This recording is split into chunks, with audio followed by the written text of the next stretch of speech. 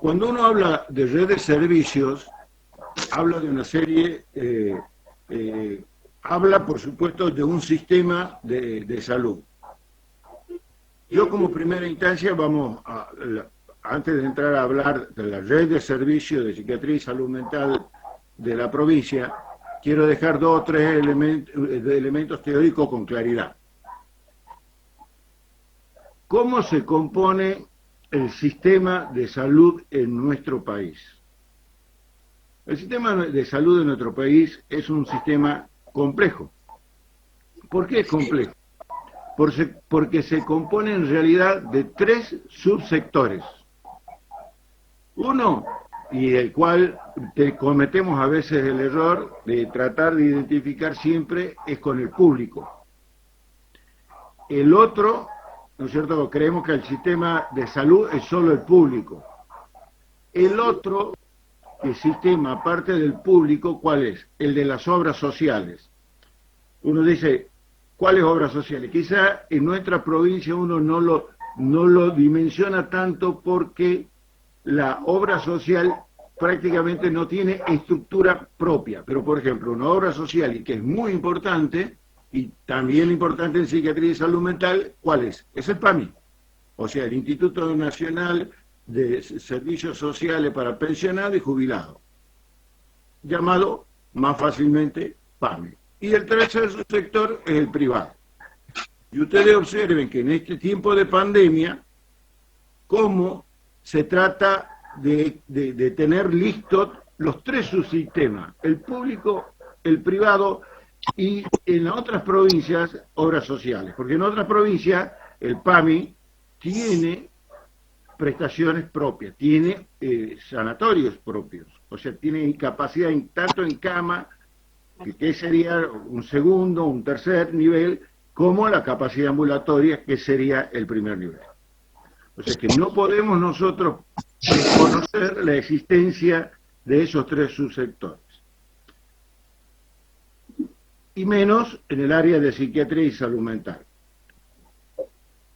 Voy a empezar desde lo más fácil a lo que es quizás un poco más complejo.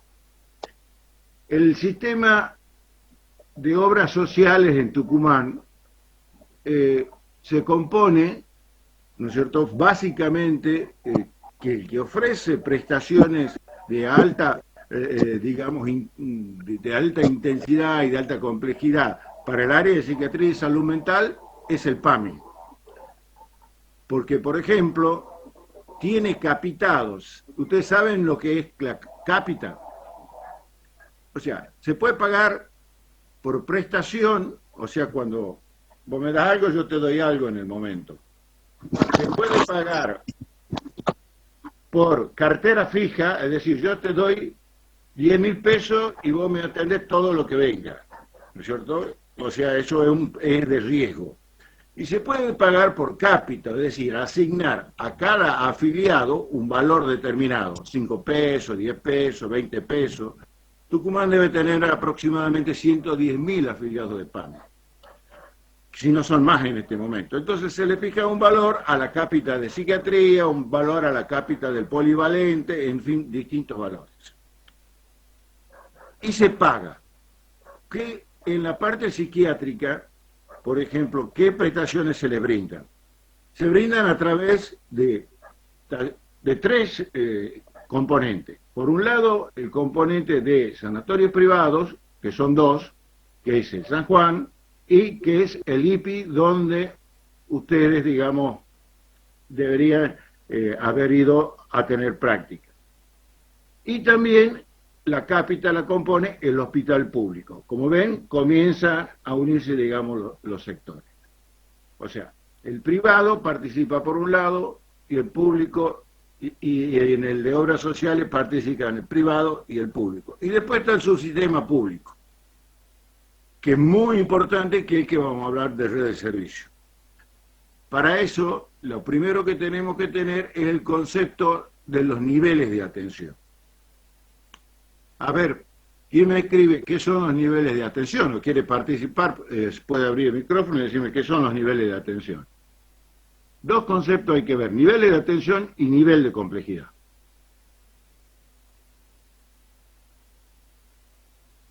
¿Sabe alguien qué nivel de atención? ¿Cómo le ha ido en salud pública?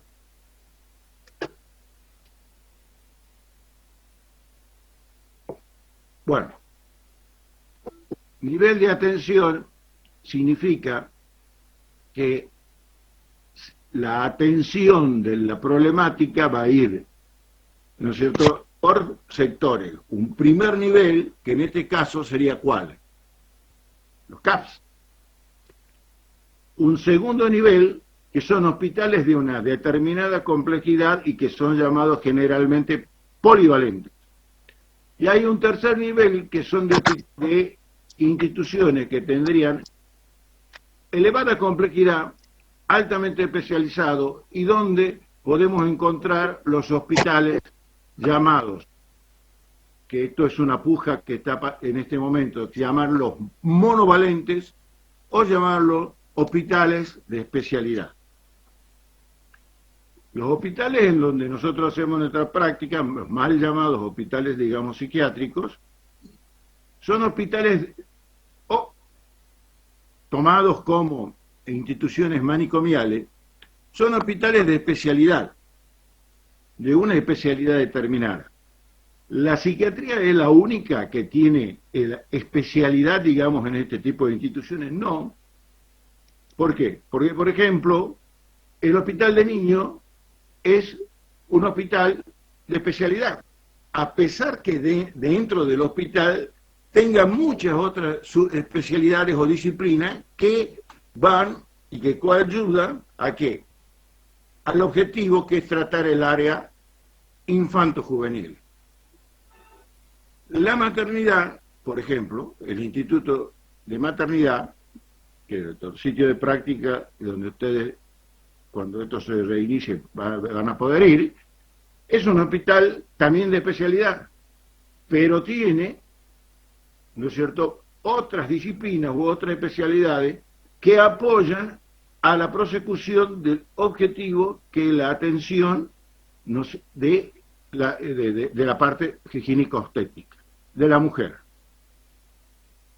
Esto mismo hay que traspolarlo a las instituciones especializadas que se ocupan de la problemática de la psiquiatría y de la salud mental, donde no solo hay una disciplina, sino son muchas disciplinas que apuntan a el objetivo de atender, de brindar solución a la problemática de los trastornos mentales.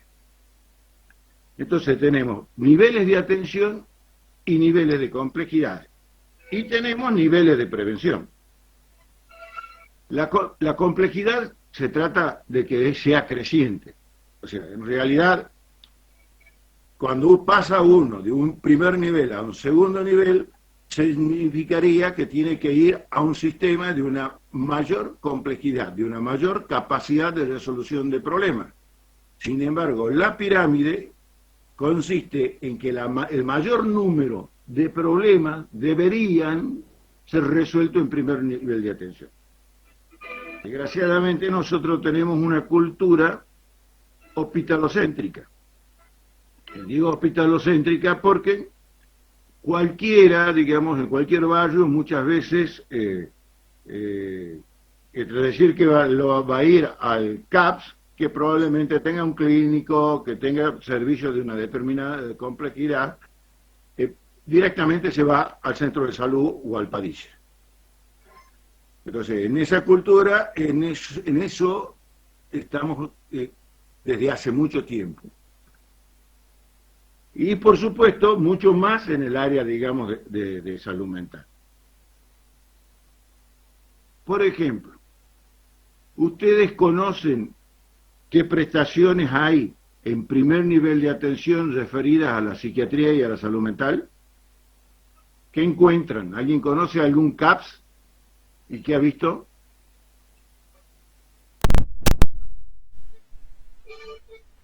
¿Qué profesionales han encontrado del área de la psiquiatría y la salud mental en los CAPS? Aquí Florencia dice psicólogos. ¿Sí? Hay psicólogos. Sí hay psicólogos, exacto, sí. Hay psicólogos. Hay aproximadamente 130 130 psicólogos en primer nivel de atención. Acá Eugenia dice hospital de día. Yo personalmente no conozco ningún CAPS con hospital de día. Realmente si lo hubiera, digamos, habría que analizarlo, sería bastante interesante dotar, digamos, a el primer nivel de atención, no CAPS, sino un primer nivel de atención con una cierta capacidad de tener un hospital de día, lo cual significaría desarrollar el área de la rehabilitación. Y si vamos a una lógica sanitaria, yo tendría que decir que tendría que brindar en primer nivel de atención muchas más oportunidades en hospital de día y en estimulación temprana. Porque ustedes fíjense de que si algún niño necesita tratamiento en estimulación temprana, no está desarrollado el primer nivel de atención. Tiene que ir a un hospital de especialidad para que le efectúen los trabajos de estimulación temprana. Estas son contradicciones que tenemos en nuestro sistema. Yo he tenido la oportunidad de estar en algunos sitios en donde en realidad hacen un mix, digamos, de los niveles. ¿Por qué? Porque le llaman centro de salud mental, pero tienen esto que dice acá la compañera, el hospital de día, tienen la estimulación temprana, tienen una internación de un determinado tipo de complejidad, tienen 12, 13 camas, tienen la atención de urgencias y tienen la atención domiciliaria, o sea, tienen la atención territorial. O sea, si yo recuerdo haber estado y tenían un mapa en donde estaban las banderillas verdes, amarillas y rojas. Verde, Pedro viene a consulta. Amarilla, ha faltado una consulta. Roja, hace dos semanas que no viene a su psicoterapia o a su control psicofarmacológico. Entonces el equipo de psiquiatría y salud mental se subía en un auto e iba un psiquiatra, un psicólogo o un asistente social e iba a la casa de ese señor que no había asistido a las consultas. Entonces así tenían un control y evidentemente la posibilidad de la recaída era muchísimo menor. ¿En qué lugares nosotros, o sea, si yo ya les he dicho entonces que tenemos distribuido en muchos centros de atención primaria psicólogos?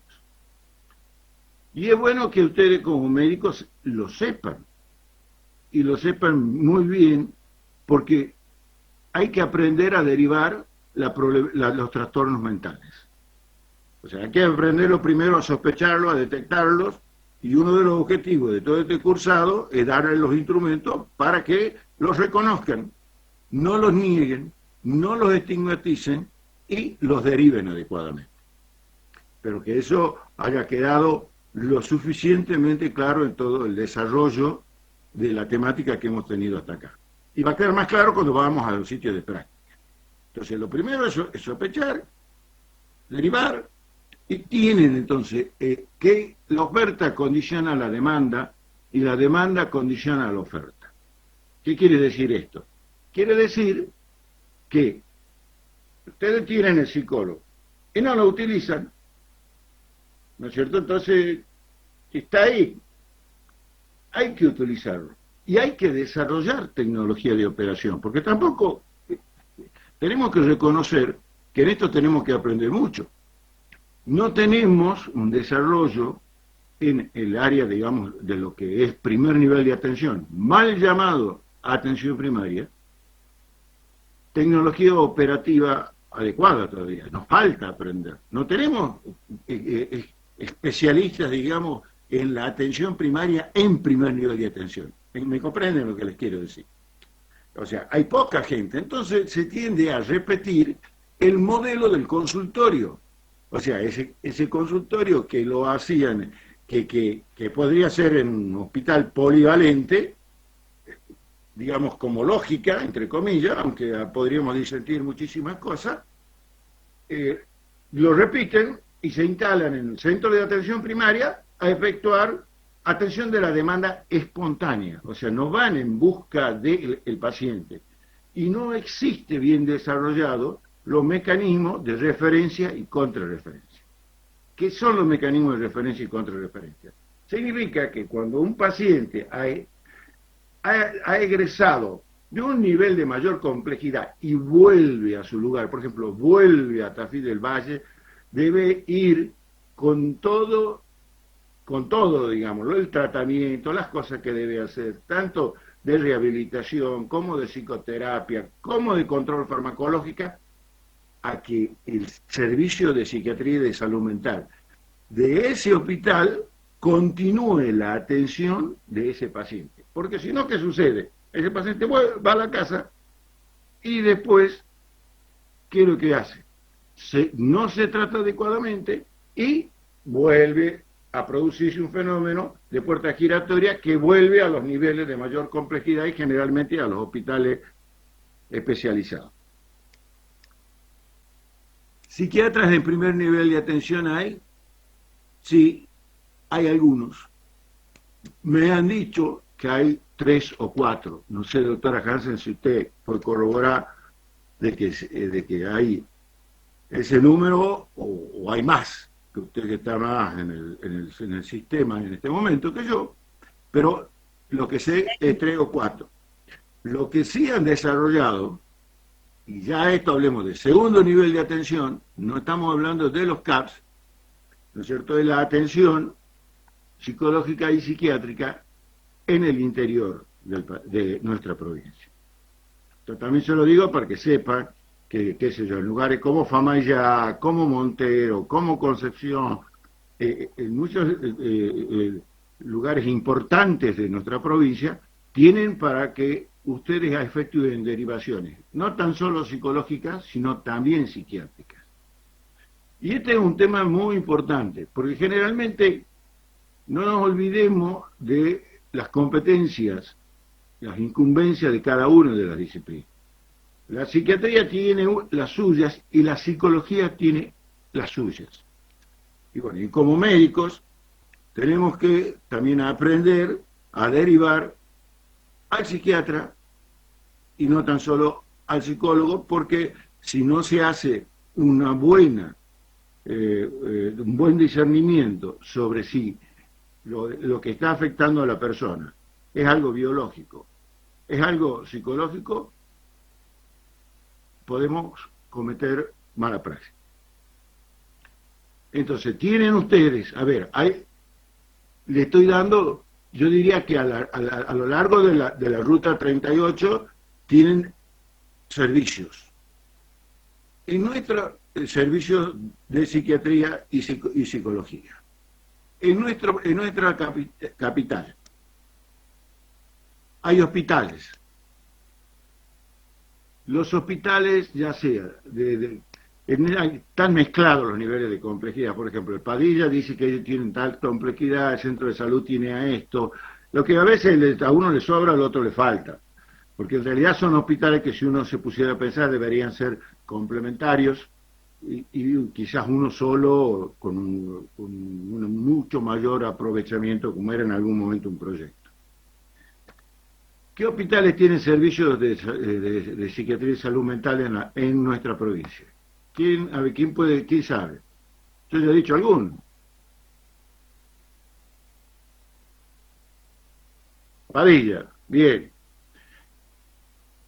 El centro de salud, también, perfecto. El Avellaneda, muy bien, si no queda mal con la doctora Hansen. ¿Quién más?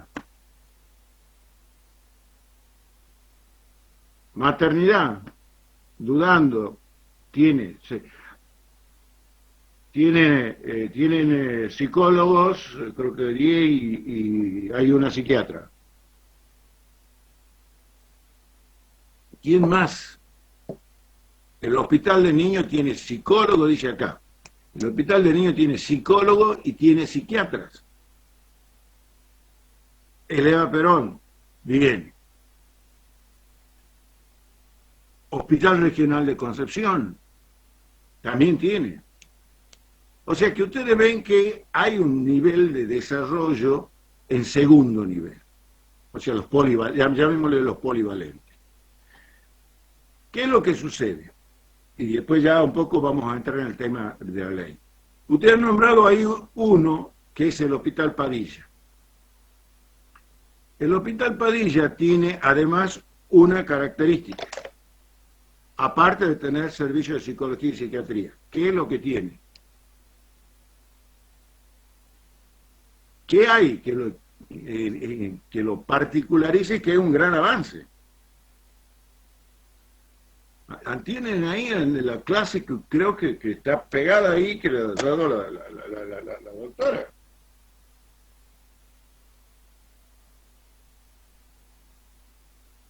No, rehabilitaciones. A ver, tiene internación, dice acá. Bueno, bien. Tiene internación, exacto. Tiene internación. En realidad, de acuerdo a la ley, todos los hospitales polivalentes deberían tener una cierta capacidad instalada y operativa de internación, lo cual no muchas veces se logra. Tienen una internación en el Padilla para determinados casos y determinada complejidad. No es para todos los casos. Tiene servicio de urgencia, dice Raúl Ángel Segura. A ver, en esto dilucidemos, porque siempre por ahí tengo algunas cuestiones. Hay emergencia y urgencia psiquiátrica. No hay solo urgencia, porque si nos aplicamos a la terminología estricta, yo en la urgencia, aunque es urgente, tengo un tiempo, y teóricamente en la urgencia yo podría hacer algunas medidas, digamos, paliativas y producir, digamos, a la derivación. ¿Qué es lo que lo difiere con la emergencia? Que la emergencia es aquí y ahora. No sé si me comprende. Con la emergencia hay que actuar. O sea, yo tengo que actuar en un caso de un paro cardiorrespiratorio. Eso es una emergencia. Una hemorragia que se esté produciendo, ¿no es cierto?, porque se cortó la arteria radial, eso es una emergencia. No voy a decir, porque colocar corte de herida que provoca sección de arteria radial. Derivo a guardia, hospital Padilla. Y yo no hago nada. No puedo. Entonces, nosotros nos vamos a enfrentar a emergencia. Entonces, el Padilla tiene la guardia de psiquiatría. Entonces, está incorporada de lunes a viernes la guardia de psiquiatría, con sus vaivenes, con sus problemas que hay que desarrollar, a veces que de recursos humanos, a veces en la cuestión de que no se consigue el personal para que haga la guardia, pero en su planta de personal está. Y alguna vez escuché que estaba pensado también para extender al centro de salud y ya a la Avellaneda. Pero creo que para eso no estamos en el momento.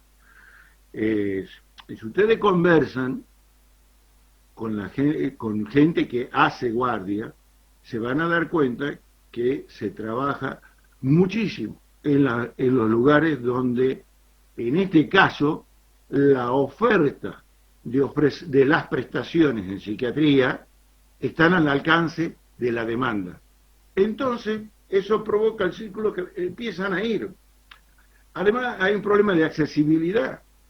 Si yo tengo a un familiar con una crisis de angustia muy grande, que le provoca una excitación psicomotriz, ¿qué es más accesible? ¿Llevarlo al Padilla o llevarlo al Carmen o a los Barrios? ¿Qué harían ustedes? ¿A dónde lo llevan primero? Sabiendo que hay guardias de psiquiatra en el Padilla. El Padilla. ¿De qué color es el caballo blanco de San Martín? Es más o menos la pregunta. Todos iríamos al Padilla. Yo haría eso, cualquiera.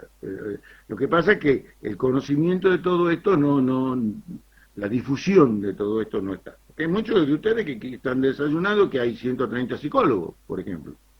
¿Me entienden? Cuando yo fui jefe de salud mental, ¿sabe cuántos psicólogos había en todo el sistema? 5. 5, de los cuales eran 3 rentados y 2 donores. Y había 5 psicólogos, no había más. No había más psicólogos en primer nivel de atención, me estoy refiriendo, primer nivel. Y ahora tenemos mucho más. Entonces hay que utilizarlo los sistemas. Además hay varios programas que están en acción dentro de la órbita pública, en los cuales nos tienen que lo tenemos que saber utilizar. Y después vamos a lo que sería el tercer nivel, hospital de especialidad, que en el ámbito público, ¿cuánto tenemos en la provincia? ¿Cuáles son? 3, a ver por qué 3. Capaz que inauguró uno y yo no me he enterado. A ver. Estamos hablando, que he dicho, hospital especializado, vuelvo al concepto de que muchas veces se los confunde como monovalente y los más, que yo le digo mal llamados hospitales psiquiátricos, y que a veces en la moda se le saca todo lo de psiquiatría, se le pone todo de salud mental, o se vuelve a la psiquiatría y se vuelve a la salud mental. En lugar, no hay psiquiatría sin salud mental, ni hay salud mental sin psiquiatría. Eso es un concepto básico. Bueno, yo había preguntado en el público, pero está bien lo que dice Karen acá. Dice, Carmen y Obarrio en el público, pero en el privado, yo he hablado hace rato de prestadores de PAMI, pero en el privado tenemos 3. En el privado tenemos 3. Tenemos el IPI, tenemos el San Juan y tenemos el CREM, que son privados. ¿Comprenden? Son privados. Pero como los sistemas se mezclan, son privados que trabajan con las obras sociales, porque es que las obras sociales no tienen capacidad instalada, y algunos de ellos trabajan como prestadores capitados del PAMI. ¿Comprenden? ¿Entienden lo que es el sentido ese? Esto es bueno saber, porque cuando ustedes estén atendiendo, tienen que saber a dónde derivar, qué obra social tiene el paciente y a dónde lo van a recibir. ¿Hasta ahí está bien? Entonces, el sistema, cómo se distribuyen los recursos, refleja la ideología un poco del sistema, ¿no? Eso es muy claro.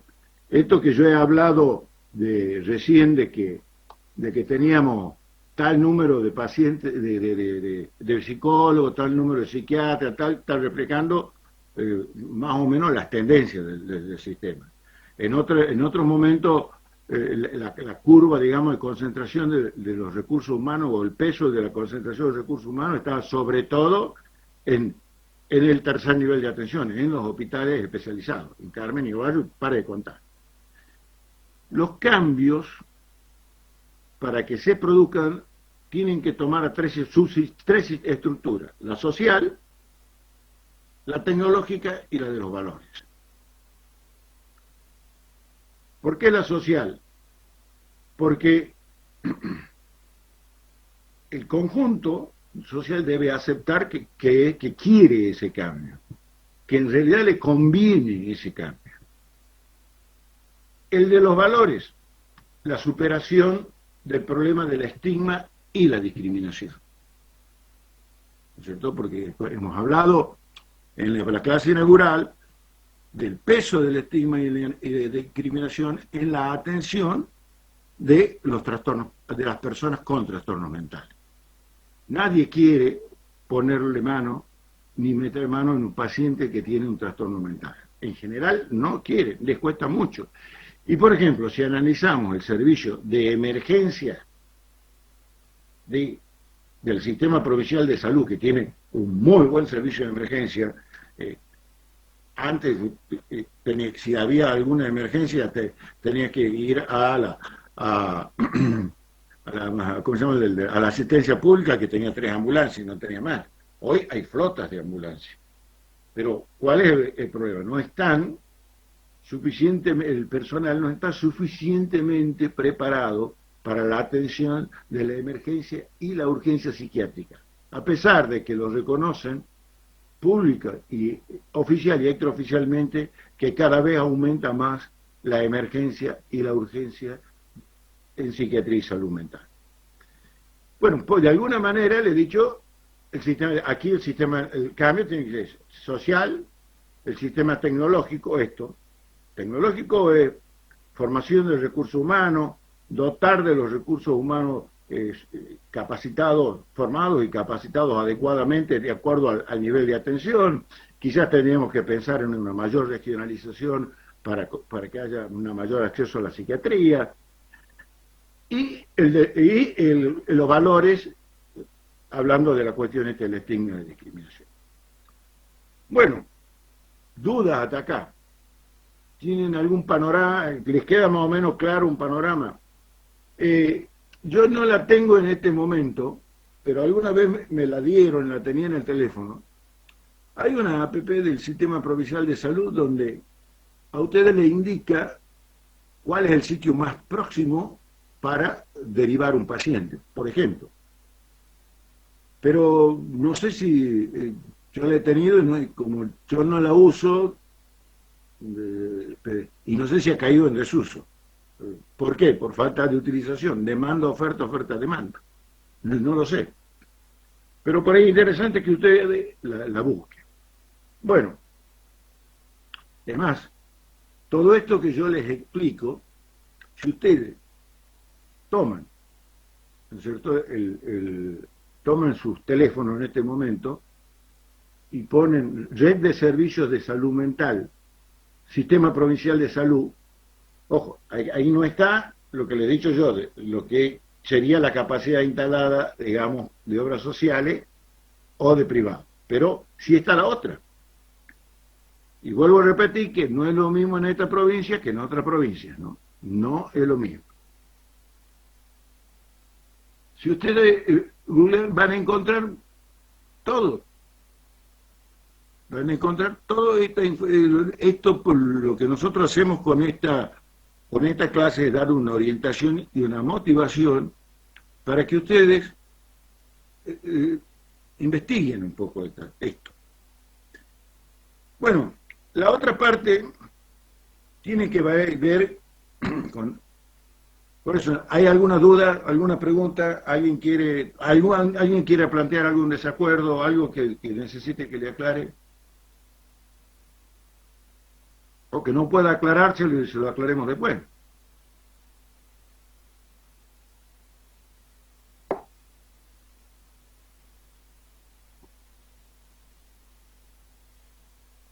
Está claro que son los niveles de atención, está claro que en psiquiatría y salud mental hay niveles de atención, hay niveles de complejidad,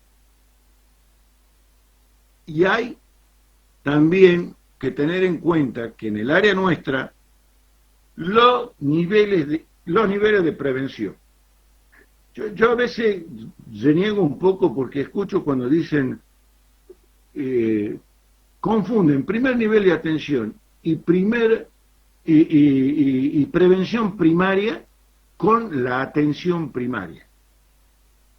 Eso es un error conceptual que no lo entiendo, y a veces salubristas lo manejan, y cuando uno va a ver los libros, ve la declaración de Alma-Ata, todo, está muy clarito.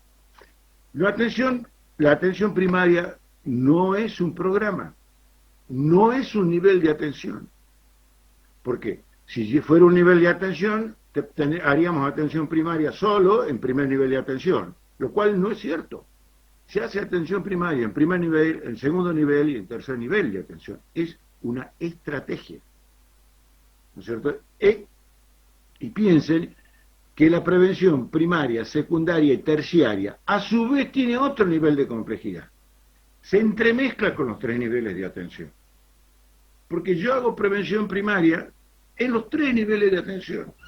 No tan solo en el primer nivel.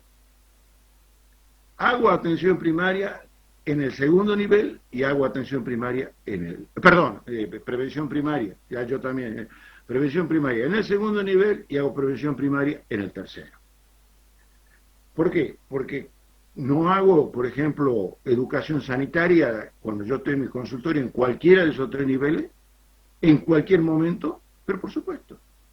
Y la prevención secundaria también se hace en los tres niveles. No hago diagnóstico precoz y tratamiento oportuno. En primer nivel sí, porque si están funcionando, como le he dicho muchas veces, con pediatra, con el ginecobstetra y hay un psicólogo, tiene que hacer diagnóstico precoz y tratamiento oportuno, hasta saber derivar a los otros niveles de atención. Por ejemplo, si es un psicótico grave, me imagino que el psicólogo se dará cuenta de que tiene que derivarlo a un psiquiatra de otro nivel de atención para que sea con consulta de los sus aspectos psicofarmacológicos, para que sea tratado integralmente, como hemos hablado en la primera clase. Acuérdese del concepto bio, psíquico, social. Todo ser humano se lo debe integrar. Bien.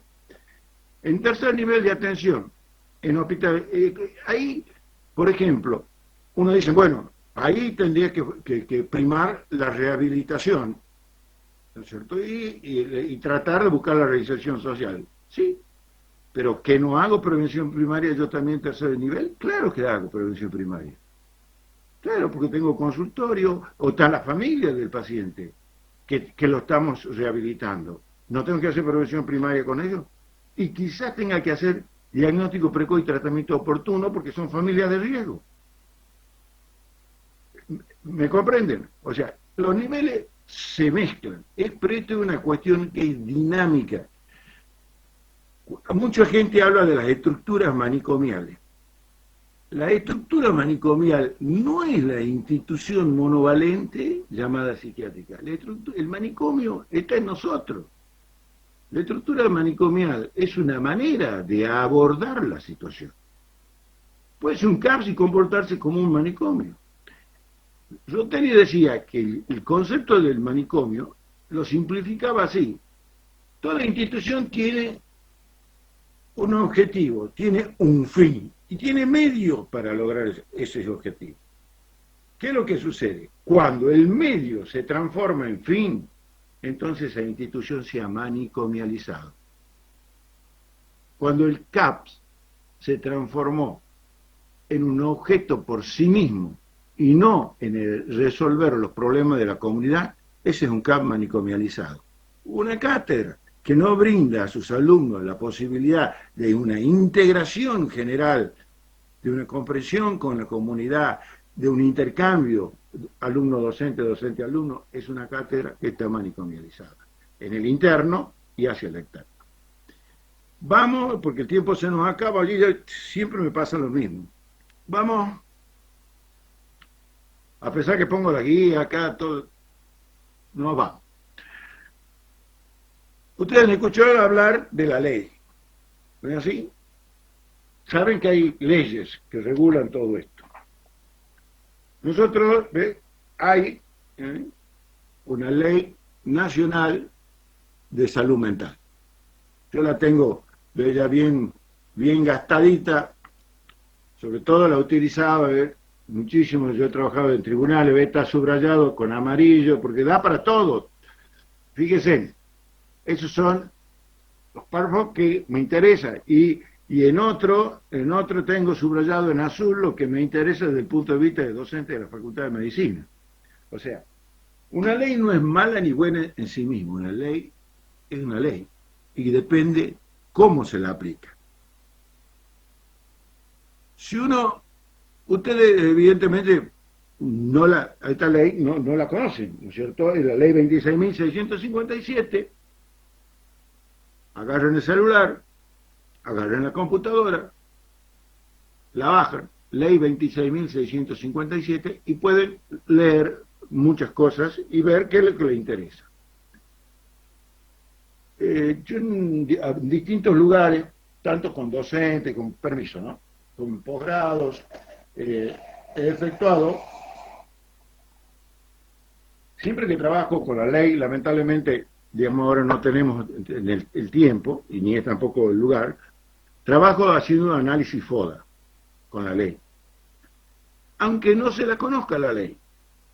Nosotros yo no he leído nunca. Bueno, toma media hora, ojea y fíjate qué te llama la atención. Es como una lectura gestáltica de la ley. Y de pronto sí yo voy a encontrar un párrafo que me diga, bueno, ¿cuál es una fortaleza de la ley?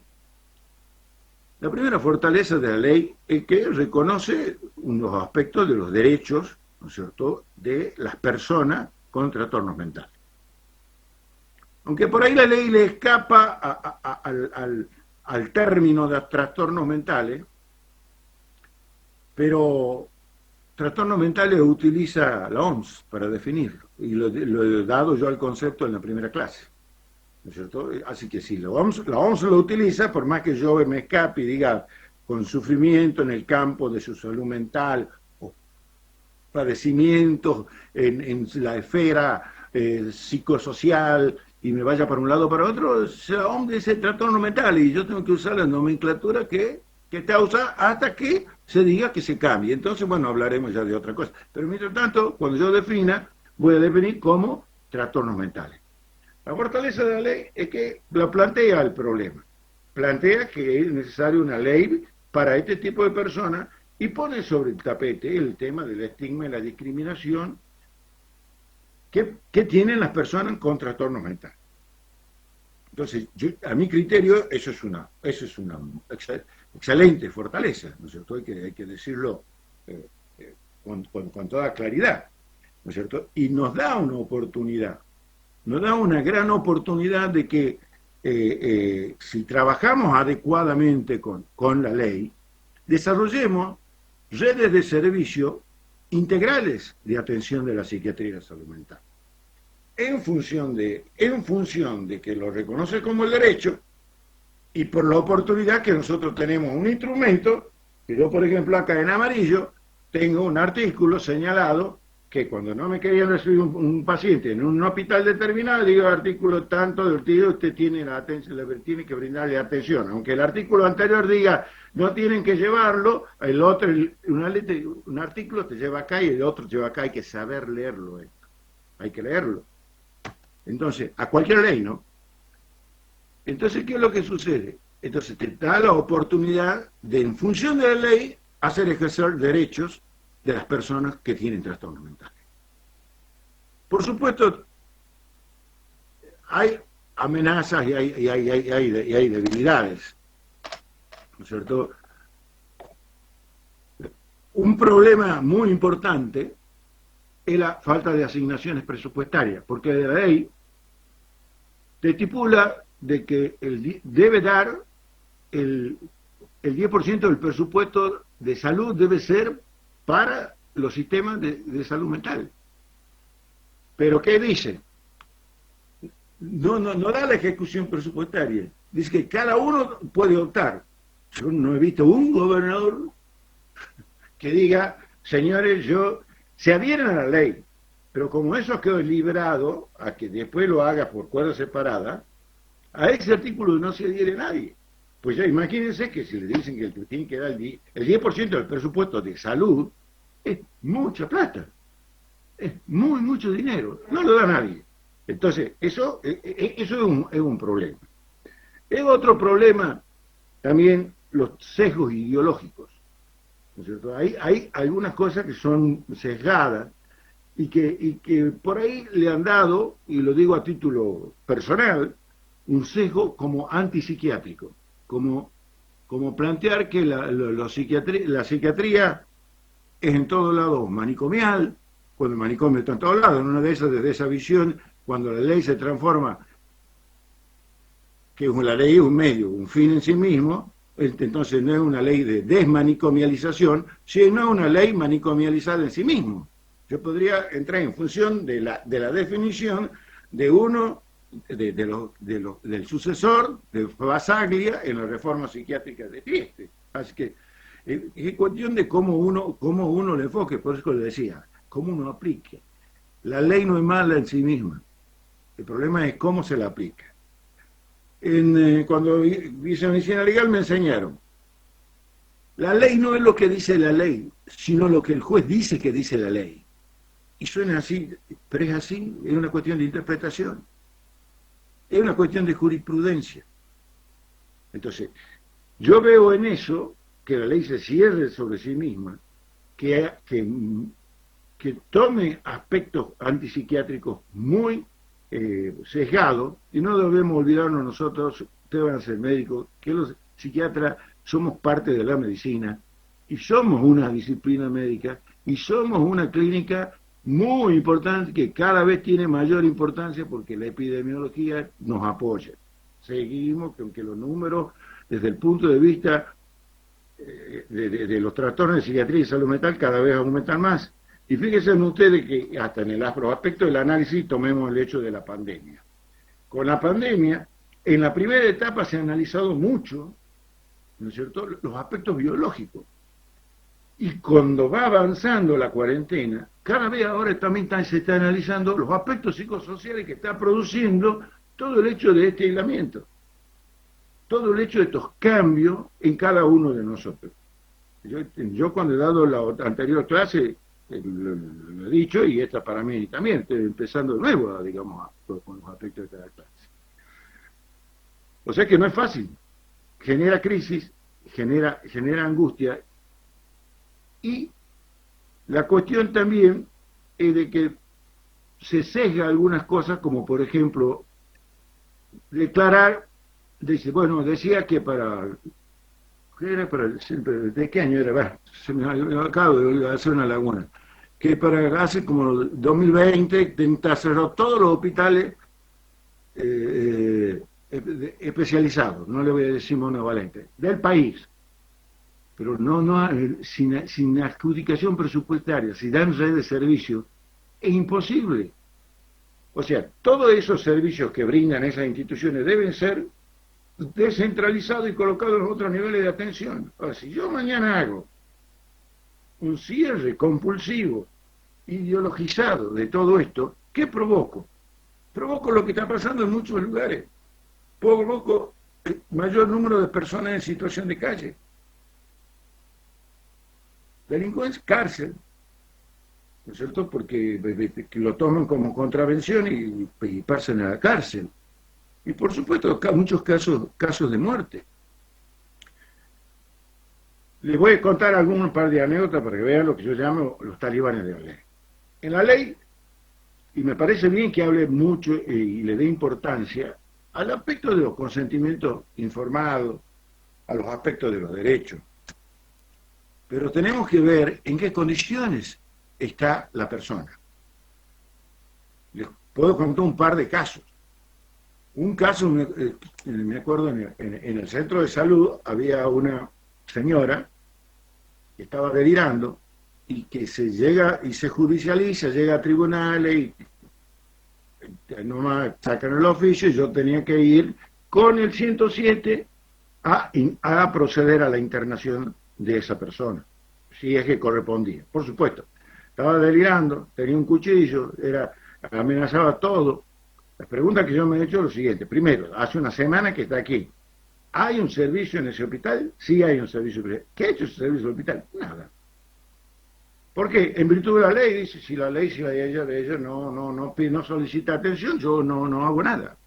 Pero, segundo, dice, viene un comisario y me dice, un policía me dice, doctor, dice, pero la verdad dice que ya han venido a verla, dice, han venido de un hospital, no importa qué hospital. Dice, la ha visto un psiquiatra, un colega suyo. Y le digo, ¿qué ha pasado? No, le ha preguntado si quería internarse. Y le ha dicho que no, entonces la ha dejado y se ha ido. Está delirante la paciente. O sea, ¿me entienden el tema esto de olvidarse de los principios de la ética y no tenerlos bien de la bioética y tenerlos bien y lo aplicamos? Y si miramos la ley desde ese cono, desde ese ángulo, entonces cambia toda la situación. Esa paciente, las condiciones que estaba eran deplorables. Tenía incrustado, o sea, epitelizado, ¿has visto las trencitas esas para atarse el pelo? Puesta epitelizada la tenía esa para sacar. No tan solo eso. Cuando llega el momento, y después de hablar, de hacer una intervención de contención, y por supuesto, estaba el 107 ahí, y le digo a la colega que estaba ahí en el 107, doctora, ¿qué medicación tiene psiquiátrica? No, dice, no llevamos nada nosotros. ¿Cómo nada? No tiene nada, no tiene un Nocinán, no tiene nada de eso. No, doctor, lo que tenemos es un midazolam. Bueno, le hagamos un midazolam. Ah, no, dice, hágaselo usted. Dice, yo no. Dice, porque es psiquiátrica. Y yo no soy psiquiatra, pero usted es médica de emergencia. Usted tiene que hacerlo y además, Unidad Solani, y la ambulancia tenía que ponerle un caso que se nos deprima a la paciente, estaba perfectamente dotada para solucionar cualquier tipo de problema. Pero ahí no termina la cosa. Cuando por fin, después de una larga pelea, que podemos medicarla a la paciente, no una pelea con el paciente, pelea con el colega, se la sube a la ambulancia. Entonces, como había 2 o 3 policías, los policías que lo habían destacado para que, digamos, me acompañaran, le digo, bueno, muchachos, súbanse en la ambulancia y acompáñenla por cualquier cosa y listo, ya está, la paciente ya estaba sedada. Ah, no, dice, nosotros no vamos. ¿Por qué no van a ir? Ah, porque ella es mujer, dice. Yo con mujer en la ambulancia no subo. Y al revés también, ¿no? Mujer que no querían que actuar sobre los varones. Ah, tengo muchas anécdotas. Sony 58, espero haber despertado algunas inquietudes. Googleé en la ley, la ley, y cualquier cosa, está mi mail, está todo ahí. Y si hay alguna pregunta, soy todo oídos.